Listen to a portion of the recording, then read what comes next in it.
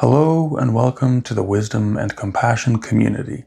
Today we're journeying into Wonderland, not just the magical place from Lewis Carroll's story, but the wonderland within ourselves. Our topic, the inner wisdom of Alice in Wonderland, a guide to knowing yourself. Many of us know Alice's adventures in Wonderland as a whimsical children's tale, but beneath the fantasy and nonsense, this story hides profound, mystical, and spiritual lessons about self-discovery and personal growth. In this video, we'll explore how Alice's journey can guide you to know yourself better in a fun, meditative, and thought-provoking way. Think of this as an inner adventure. You'll see how curiosity, identity, imagination, and even nonsense can lead to insights about who you truly are. So get comfortable, maybe grab a cup of tea, and let's begin our journey down the rabbit hole together. The story begins with a call to adventure. Alice is feeling bored and restless on a sunny afternoon. Suddenly, she sees a white rabbit in a waistcoat checking his watch frantically. Her eyes widen. A talking rabbit? Wearing a coat? And curiosity sparks in her heart. Without overthinking it, Alice follows the white rabbit down a rabbit hole, tumbling into the unknown. That moment of curiosity is crucial. Curiouser and curiouser, Alice exclaims as her adventure truly begins. Her willingness to explore triggers everything that follows. In life, great journeys of self-discovery often start just as quietly, with a small curiosity or a sense that there's more to discover. It might be a question about the nature of reality, a sudden insight during meditation, or simply feeling bored with the usual and daring to imagine something new. As one analysis puts it, the sensation of falling down the rabbit hole is familiar to almost any spiritual seeker. We see something intriguing, and we dive deeper and deeper in search of understanding. Notice that Alice, a child, was present and open-minded enough to notice the white rabbit. In our modern world, if we're always distracted by our phones, endless tasks, etc., we might miss our white rabbit, those subtle invitations to explore our inner world. Alice's first lesson for knowing yourself? Be curious and stay open. When you feel that tug of curiosity, a peculiar spark of wonder, a big question about who you are, follow it. It just might lead you to a wonderland of insight within. Once Alice leaps, she plunges into mystery. Down and down she falls into the rabbit hole, not knowing where it leads. Yet remarkably, she remains calm and open-minded. As she falls, she even manages to reflect cheerfully. After this, I should think nothing of falling downstairs. A line which shows her positive attitude in chaos. Instead of panicking, Alice observes her surroundings and curiously ponders things like geography and her cat Dinah, even while tumbling through darkness. This is a beautiful example of trusting the journey. In our own lives, venturing into the unknown can feel like freefall. Whether it's starting a new meditation practice, a new job, or simply questioning your beliefs, it's natural to feel fear. But Alice teaches us to meet uncertainty with curiosity and a bit of courage. She doesn't know what she'll find, but she's open to it. As one psychologist noted, inspired by Wonderland, try not to know precisely who you are or where you're going. Embrace the uncertainty. Go with the flow on a voyage of discovery. In other words, sometimes not having a rigid plan is okay. It allows life to show us new facets of ourselves. Now, being open doesn't mean being careless. Remember, when Alice finds a bottle labeled "Drink Me," she's intrigued but also cautious. She recalls, if one drinks much from a bottle marked poison, it's almost certain to disagree with you sooner or later. Wise advice. She sniffs and sips carefully, only after ensuring it isn't poison. The inner wisdom here is about mindfulness. Even as you explore, use discernment about what you consume, literally and mentally. On the journey to know yourself, you might encounter all kinds of information, teachings, even substances. Better look first, as Alice says, and trust your intuition about what's healthy or toxic for you. Key insight: embrace the unknown with an open heart and a clear mind. Trust that by venturing inward, you'll get somewhere, as the Cheshire Cat later assures. Oh, you're sure to do that if you only walk long enough. Every step, even the confusing ones, will eventually lead you to new understanding. Now, one of the most profound moments in Alice's journey is her encounter with the caterpillar. Imagine it, a blue caterpillar serenely smoking a hookah on a mushroom, asking Alice a very pointed question. Who are you? Alice, flustered, replies, I hardly know, sir. Just at present. I know who I was this morning, but I think I must have changed several times since then. What a statement. Alice literally says she isn't sure who she is anymore. And can we blame her? By this point, she's shrunk to 10 inches high, grown taller than a house, and shrunk again. Her physical changes mirror the inner confusion we all face at times. In life, we go through so many transformations, childhood to adulthood, old identities falling away, new roles emerging, that it's normal to sometimes ask, who am I really? Who in the world am I? Ah, that's the great puzzle, Alice remarks to herself earlier in the story. This question is at the heart of knowing yourself. Alice's answer to the caterpillar is wonderfully honest. She admits that she's changed so much in one day that she feels like a different person. There's a deep wisdom here. We are not static. Personal identity isn't a fixed thing. It evolves. One moment, you might think you know exactly who you are. The next, a new experience can change your perspective, and you grow into someone new. As adults, we often cling to labels, I am this or I am that, but Alice reminds us that it's okay to not have a clear, permanent answer. In fact, being too rigid in defining yourself can limit your growth. Think about it. The person you were 5 years ago is not the same person you are today, and that's a good thing. Alice's journey shows that change is healthy. She literally outgrows her old self, sometimes in minutes. Instead of fighting it, she adapts. At one point, she even gently scolds herself to keep her temper when upset, as if coaching a new self she's becoming. This is a lesson in self-compassion during change. So, who are you? The caterpillar's question might feel like a riddle, but try to embrace it. You don't need to answer in one word. You are allowed to be a work in progress. As one self-discovery expert wrote, it's okay to not know exactly who you are. Bear the uncertainty of not having a fixed identity. Knowing yourself is not about pinning yourself down with labels. It's about observing yourself as you change and grow. Like Alice, stay curious about the different yous that emerge. Each change teaches you something. I invite you to reflect for a second. How have you changed in the past year? In the past 5 years? Are there old beliefs or habits that feel as if they belong to a different person you used to be? If so, that's okay. It means you're growing. It's no use going back to yesterday because I was a different person then, Alice says later. Don't be afraid to let your past self go. Honor who you are today. Now, as Alice wanders deeper into Wonderland, often feeling lost, she encounters one of the most iconic guides of all, the Cheshire Cat. This grinning, vanishing cat might be the closest thing Wonderland has to a guru, a rather cheeky, mad guru. When Alice admits she's lost, she asks the cat, "Would you tell me, please, which way I ought to go from here?"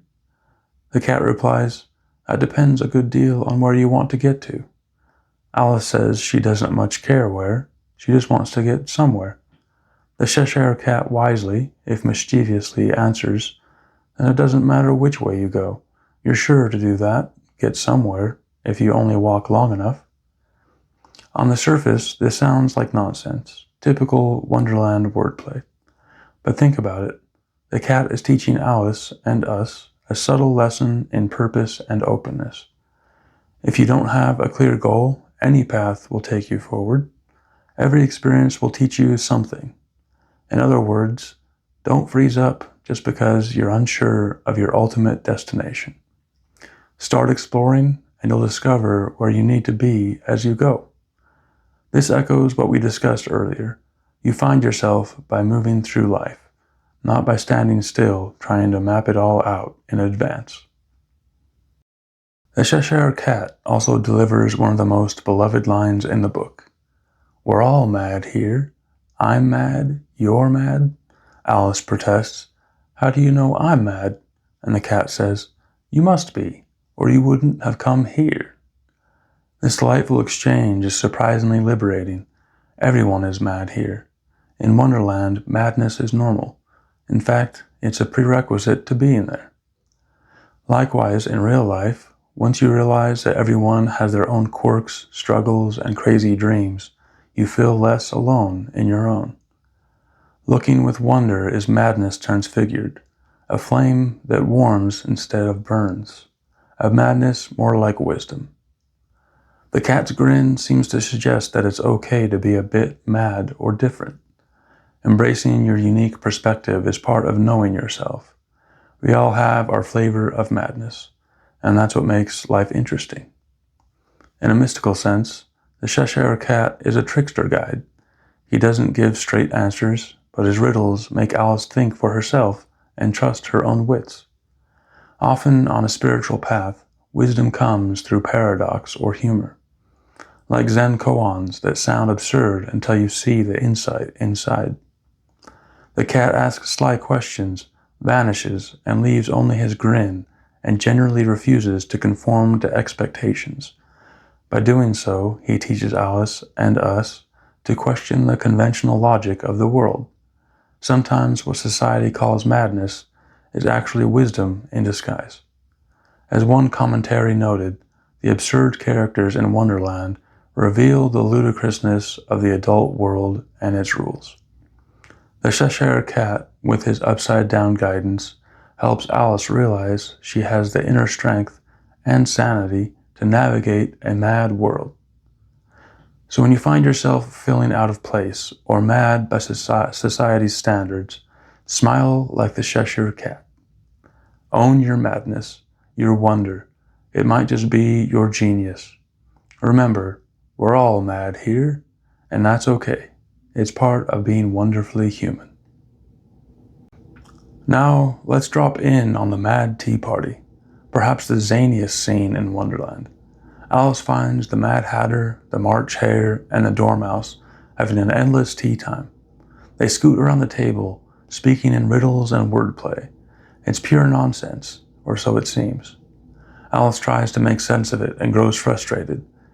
"If you knew time as well as I do, you wouldn't talk about wasting it," the Hatter declares. "You should say what you mean," the March Hare advises Alice. "I do," Alice protests.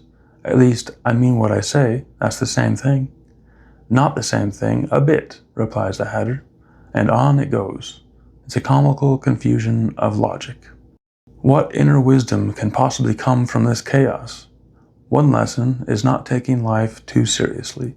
The Tea Party folks are absurd, yes, but they are playful.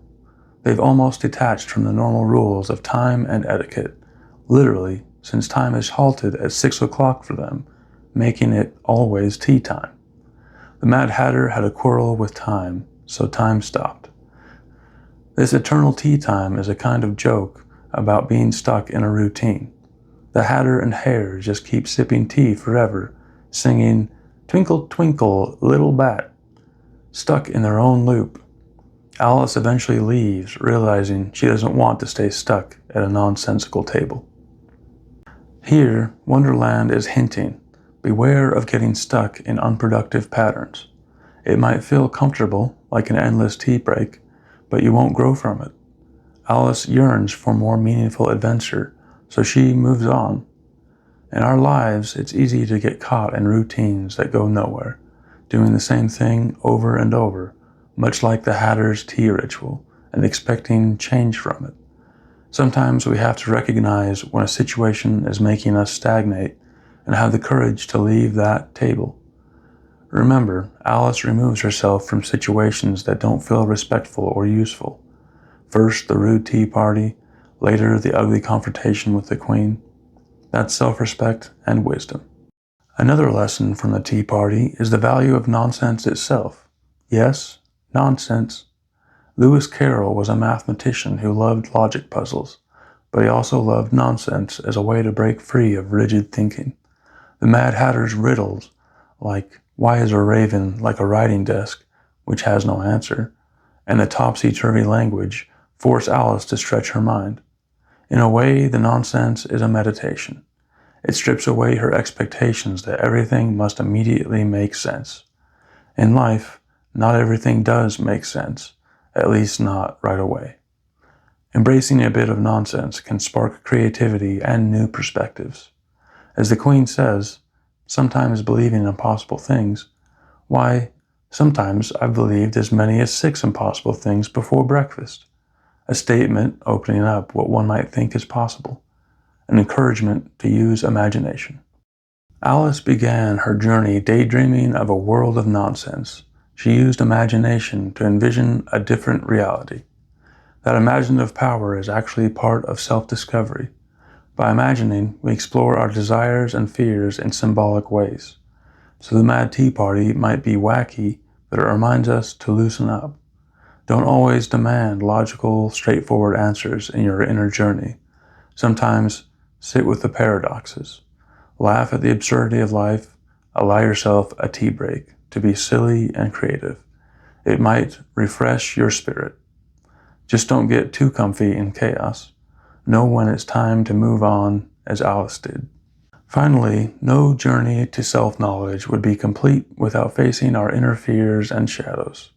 In Wonderland, this is dramatized by the Queen of Hearts, loud, angry, and constantly yelling, "Off with their heads!" The Queen is the tyrant of Wonderland, embodying unbridled anger and cruelty. She intimidates everyone, even the king and her soldiers, who are literally playing cards, fear her temper. When Alice first meets the Queen, she's taken aback by how absurdly violent the Queen's attitude is. It's a frightening encounter, at least until Alice finds her courage. Consider the Queen of Hearts as a symbol of the fears, anger, or negative influences that can dominate our minds. She's bluster and rage. At first, Alice politely plays along, joining a rigged croquet game, flamingos as mallets, hedgehogs as balls. But as the Queen's demands grow more ridiculous, Alice's patience wears thin. By the story's climax, when the Queen is screaming for Alice's execution over a triviality, Alice wakes up to the truth. These threats are nonsense.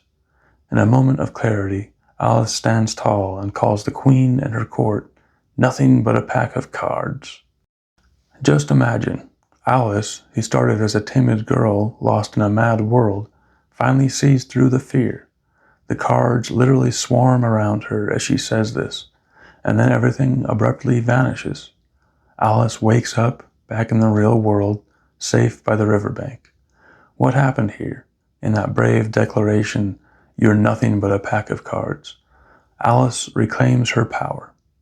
The scary Queen and all of her intimidating courtiers lose their hold over Alice when she realizes their true nature, mere cards, without real power over her. This is such a powerful metaphor for overcoming fear.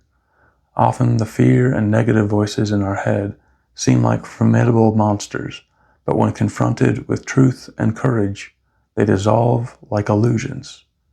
Each of us has inner bullies, or even external toxic people who resemble the Queen of Hearts, those who shout or threaten in our lives, or in our minds.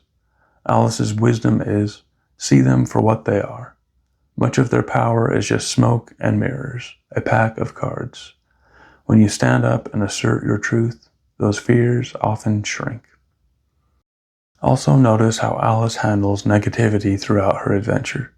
When the Wonderland characters are rude or chaotic beyond reason, Alice steps away.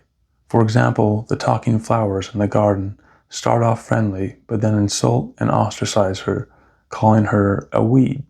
So Alice leaves, saying, "It seems to me they could learn a few things about manners." She doesn't sit there and take abuse. That's a self-respecting move. Similarly, she leaves the Mad Tea Party when it gets too absurd. And with the Queen, when push comes to shove, Alice doesn't cower. She speaks her mind. These actions teach us about healthy boundaries and courage. Knowing yourself also means valuing yourself enough not to remain in toxic situations or thought patterns. Sometimes the most compassionate thing you can do for yourself is to say, "No, this is nonsense," and walk away or stand up to it. The climax of Alice's journey, her waking up, can be seen as a kind of spiritual awakening. She has confronted the wildness of her inner world, curiosity, confusion, madness, wonder, fear, and she comes out stronger with new understanding. It's like emerging from a deep meditation or a vivid dream with a fresh perspective. The lines between dream and reality blur. Was Wonderland just a dream or an inner voyage? But one thing is clear. Alice is changed for the better. She carries Wonderland's lessons with her back to the ordinary world. And we, the readers or viewers, carry those lessons too. So, what have we learned from our trip through Wonderland? It turns out Alice's inner wisdom is very relevant to our lives. Let's recap the key insights. Follow your curiosity. Don't dismiss the little questions or wonders that tug at you. They might lead you to profound discoveries. As Alice showed us, curiosity is the gateway to growth. Be open and present. Notice the white rabbits in your life that say, "Follow me." Embrace change and uncertainty. Alice literally grows and shrinks and admits she is not sure who she is at times, and that's okay. You are allowed to evolve. In fact, you can't go back to yesterday anyhow, because you're meant to keep becoming a new person. Instead of fearing change, approach it with curiosity and self-compassion. It's through new experiences, even confusing ones, that you find out who you really are. Own your uniqueness, your own madness. Wonderland is full of oddballs and quirky logic, and as the Cheshire Cat says, we're all mad here. Let go of the pressure to be perfectly normal. Embracing your quirks and authentic self is vital to self-knowledge. Often, what makes you feel different is exactly what makes you, you. As long as your madness isn't harming anyone, wear it proudly. It might contain your genius. Find wisdom in surprising places. A lot of Wonderland's wisdom came through paradox and play. A cat's riddles, a mad tea party, backwards logic. This teaches us to keep an open mind. Insights about yourself can come from unexpected angles, maybe through art, journaling, silly thoughts, or dreams that seem nonsensical at first. Spiritual wisdom isn't always delivered in neat, logical packages. Sometimes you have to sit with the riddle. Your own emotions can feel like riddles before clarity emerges. Don't be afraid to explore creative or impossible ideas. Imagination can be a powerful tool for personal growth. Set boundaries with negativity.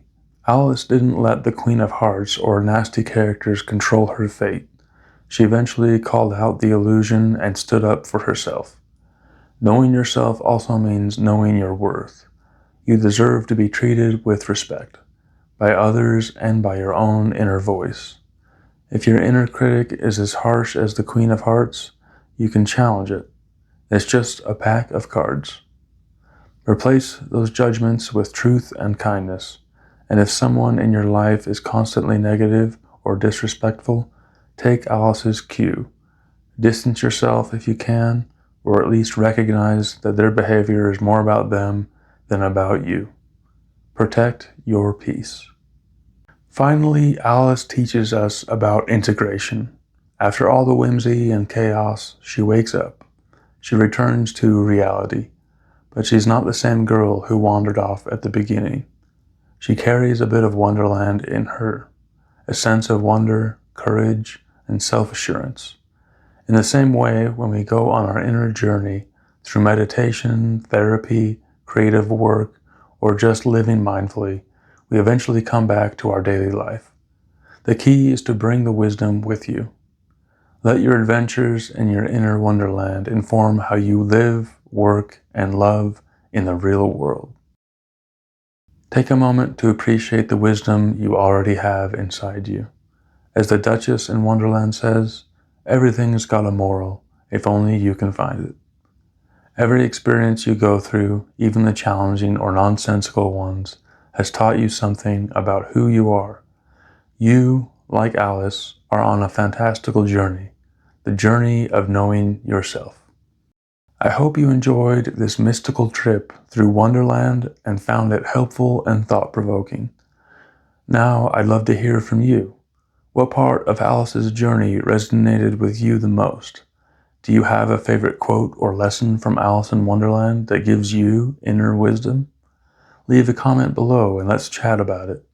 Your insights might help someone else on their journey as well.